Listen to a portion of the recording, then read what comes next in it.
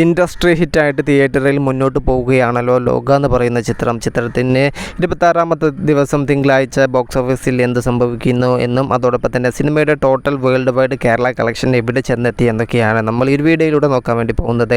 അതിലേക്ക് വരാം അതിന് മുന്നേ മൂവി പ്ലസ് മീഡിയ എന്ന് പറയുന്ന നമ്മുടെ ചാനൽ ആദ്യമായിട്ട് കാണുന്നവരാണെങ്കിൽ സബ്സ്ക്രൈബ് ചെയ്യുക. ഇന്നലെ ഞായറാഴ്ചയും ചിത്രത്തിന് കേരള ബോക്സ് ഓഫീസിൽ നിന്നും 3 കോടിക്ക് മുകളിൽ കളക്ഷൻ നേടി അടിപൊളിയായിട്ടാണ് സിനിമ തിയേറ്ററിൽ ഇന്നലെ പോയത്. അപ്പോൾ അതുകൊണ്ട് തന്നെ ഇന്ന് തിങ്കളാഴ്ച ബോക്സ് ഓഫീസിൽ ചിത്രം എങ്ങനെ പോകുന്നു എന്നറിയാനുള്ള ആകാംക്ഷ എല്ലാവർക്കും ഉണ്ടായിരിക്കും. 11 മണിയൊക്കെ ആവുന്ന സമയത്ത് ബുക്ക് മൈ ഷോ ആപ്പിൽ ജസ്റ്റ് ഒന്ന് ചെക്ക് ചെയ്യുമ്പോൾ ഏകദേശം 1500 ടിക്കറ്റ്സുകൾ പെർ അവറിൽ ചിത്രത്തിൻ്റേത് സോൾഡ് ഔട്ട് ആവുന്നുണ്ട്.